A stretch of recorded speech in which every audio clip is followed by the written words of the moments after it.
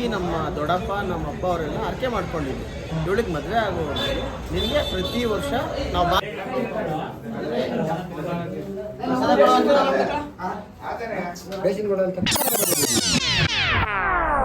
So ನೆನೆ ಸಂಚಿಕೆಯಲ್ಲಿ ನಾವು ಮನೇಲಿ ದೇವ್ರು ಕೂಡಿಸಿ ಪೂಜೆ ಮಾಡಿ ಮರಿ ಹೊಡೆದು ಎಲ್ಲರೂ ಊಟ ಮಾಡಿಕೊಂಡು, ಸೊ ಈವ್ನಿಂಗ್ ಆದಮೇಲೆ ನಾವು ನಮ್ಮ ನಾದಿಯವ್ರದ್ದು ಪೂಜೆ ಇತ್ತು.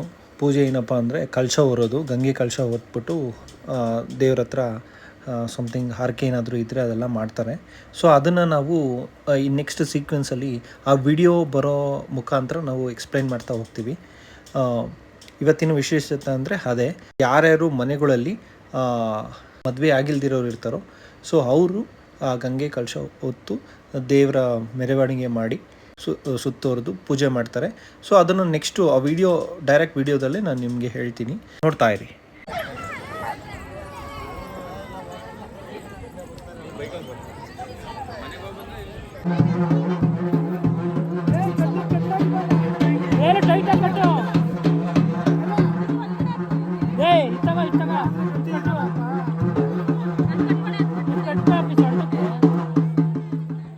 ಇನ್ನೊಂದು ತಂದಿಲ್ಲ ನೀನು ಬಿಡು, ಇವಾಗ ಗಟ್ಟಾಗಿರ್ತದೆ.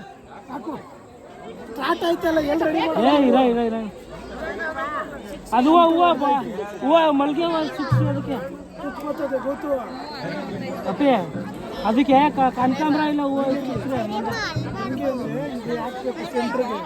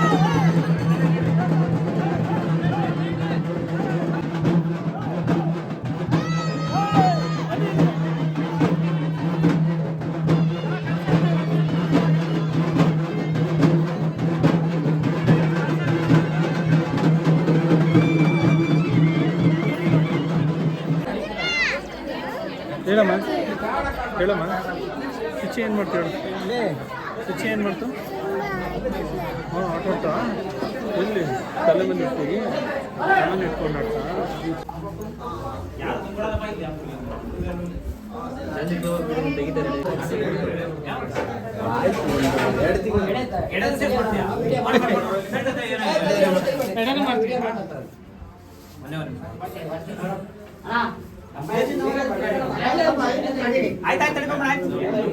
ಆಯ್ತಣ್ಣ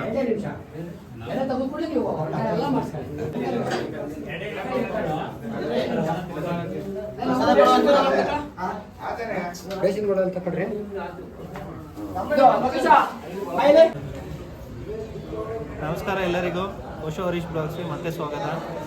ಮನೋರೇ, ಏನು ವಿಶೇಷ ದೇವಸ್ಥಾನದಲ್ಲಿ? ದೇವಸ್ಥಾನದಲ್ಲಿ ತುಂಬ ವಿಶೇಷ. ಇವತ್ತು ವಿಶೇಷ ಏನು ಜಾತ್ರೆ ವಿಶೇಷ? ಇವತ್ತು ಬಾನ ಅಂತ ಅಂತಾರೆ. ನಮ್ಮ ಈ ಹಳ್ಳಿ ಭಾಷೆಯಲ್ಲಿ ಬಾನ ಅಂತ ಹೇಳ್ತಾರೆ. ಮರಿ ಹೊಡೆದು ಮಾಮೂಲಿ ದೇವರಿಗೆ ನೈವೇದ್ಯ ಮಾಡೋದನ್ನ ನಮ್ಮ ಕಡೆ ಇದನ್ನು ಬಾನ ಅಂತ ಹೇಳ್ತೀವಿ. ಸುಮಾರು ವರ್ಷಗಳಿಂದ ಅಂದರೆ ನಮಗೆ ನಾವು ಚಿಕ್ಕವರಿಂದಾಗಿಂದನೂ ನಡ್ಸ್ಕೊಂಡ್ಬಿಟ್ಟಿದ್ದಾರೆ, ಅದು ಮುಂಚೆನೂ ನಡೆಸ್ತಾ ಇದ್ದಾರೆ. ಬಟ್ ನಮಗೆ ಬುದ್ಧಿ ಬಂದಾಗಿಂದ ನಾವುಗಳನ್ನ ನಡೆಸ್ಕೊಂಡು ಹೋಗ್ತಾ ಇದ್ದೀವಿ. ಸೊ ಇವತ್ತು ಮಂಗಳವಾರ ಬಾನ ಅಂದರೆ ಇವತ್ತಿಂದ ನಾನ್ ವೆಜ್ ಸ್ಟಾರ್ಟ್. ಇವತ್ತು ಮತ್ತು ನಾಳೆ ಫುಲ್ ನಾನ್ ವೆಜ್.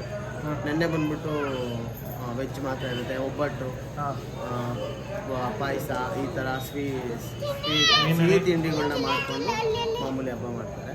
ಬಟ್ ಇವತ್ತು ನಾಳೆ ಇದೆಯಲ್ಲ, ಒಳಗಡೆ ಹೊಂಗೆಮ್ಮ ಅಂತ ಇದೆ, ಮತ್ತು ದೂತರಾಯ ಸ್ವಾಮಿ ಅಂತ ಇದೆ. ಸೊ ನೀವು ಅದು ಫೋಟೋ ಹಾಕಿದಾಗ ಎಲ್ಲರಿಗೂ ಗೊತ್ತಾಗುತ್ತೆ ಅಂತ ಮೆನ್ಷನ್ ಮಾಡ್ಬಿಟ್ಟು ಹಾಕ್ತಾರೆ. ಸೊ ಅದು ಎರಡು ದೇವ್ರಿಗೆ ನಾನ್ ವೆಜ್ ಪ್ರಿಯರು, ನಾನ್ ವೆಜ್ ತಿಂತಾರೆ ದೇವ್ರುಗಳು. ಸೊ ಹಂಗಾಗಿ ಅವ್ರಿಗೆ ಬಾನ ರೂಪದಲ್ಲಿ ಮಾಡ್ತಾರೆ. ಅದೇ ಇವತ್ತಿನ ವಿಶೇಷ. ಸೊ ಇವಾಗ ಒಳಗಡೆ ನೋಡಿದ್ರಲ್ಲ, ಎಡೆ ಹಾಕಿದ್ದು ದೇವರಿಗೆ ನೈವೇದ್ಯ ಮಾಡಿದ್ದು. ಸೊ ಅದು ಪ್ರತಿ ವರ್ಷದಂತೆ ಎಲ್ಲ ವರ್ಷವೂ ಪ್ರತೀತಿ ಅದು ಅದೇ ರೀತಿ ಪ್ರತಿ ವರ್ಷವೂ ನೆಟ್ಕೊಂಡು ಬರ್ತಾ ಇರುತ್ತೆ. ಇದು ಇವತ್ತಿನ ವಿಶೇಷ. ಅದೇ ಈಗ ಮೇಘಾಗೆ ದೇವ್ರು ಬಂತು. ಸೊ ಅದೊಂದು ನೀನು ಸೊ ಅದು ಪದ್ಧತಿ ಏನಂತ ಅಂದರೆ, ಆ್ಯಕ್ಚುಲಿ ಅಂದರೆ ನಾವು ನೋಡಿದಾಗಿಂದ ಏನು ಅಂತಂದರೆ, ಫಸ್ಟು ನಮ್ಮ ಅಕ್ಕನ ಕೊಡೋರು, ನಮ್ಮ ನಂದಿನ ಅಕ್ಕನ ಕೊಡೋರು.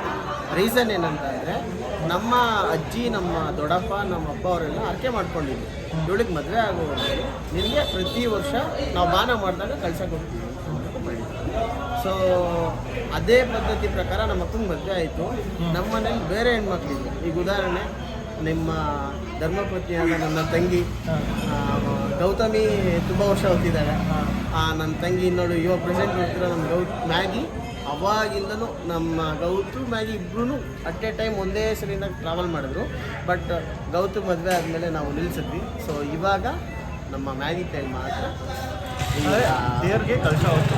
ಪ್ರತಿ ವರ್ಷ ನಾವು ಮರಿ ಹೊಡೆದ್ಬಿಟ್ಟು ನಾವು ಕಳಶ ಪ್ರತಿಷ್ಠಾಪನೆ ಮಾಡಿ ನಾವು ಪೂಜೆ ಮಾಡಿರ್ತೀವಲ್ಲ.